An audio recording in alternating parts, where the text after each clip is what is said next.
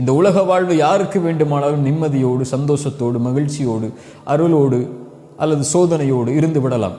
ஆனால் மறுமை என்பது அல் ஆஹிரத்து குல்லுஹா லில் முத்தகின், அல்லாஹுவை அஞ்சக்கூடியவர்களுக்குத்தான் மறு உலக வாழ்வு முழுவதும்.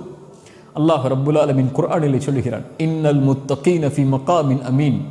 அல்லாஹுவை அஞ்சக்கூடியவர்கள் நிம்மதியுடைய இடத்தில், பாதுகாப்பான இடத்தில் இருப்பார்கள். உலகத்திலும் மறுமையிலும், மரண நேரத்திலிருந்து, கபருடைய வாழ்விலிருந்து, மறுமையில் விசாரணைக்காக ஒன்று கூட்டப்படக்கூடிய காட்சியிலிருந்து, வஃப்தன் அவர்கள் வாகனத்தில் பயணித்தவர்களாக வருவார்கள்.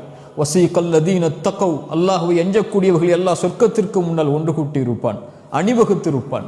அரிசி நிழல் அவர்களுக்கு கொடுக்கப்படும், விசாரணை எளிதாக்கப்படும். மறுமை முழுவதும் காஃபிர்களும் பாவிகளும் முனாஃபிக்குகளும் அஞ்சி நடுங்கிக் கொண்டிருக்கும் போது இன்னல் முத்தகீன ஃபீ மகாமின் அமீன், பாதுகாப்பு அளிக்கக்கூடிய இடத்தில் முத்தகின்களை அல்லாஹ் வைத்திருப்பான்.